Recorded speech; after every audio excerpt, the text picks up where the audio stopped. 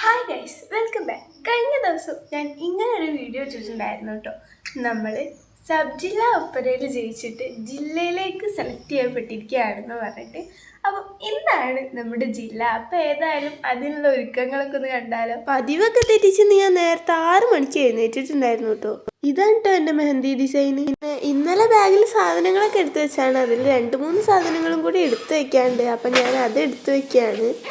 അപ്പോൾ അതിനിടയിൽ ഉമ്മയുടെ കുറച്ച് മോട്ടിവേഷൻ വാക്കുകളൊക്കെ കേട്ടു കേട്ടോ.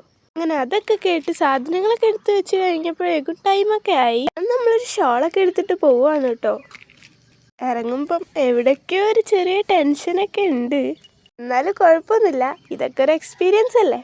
അങ്ങനെ ഞാൻ വേഗം ചെരുപ്പൊക്കെ ഇട്ട് ഇറങ്ങി. നല്ല കോടയുണ്ട് കേട്ടോ ഇവിടെ.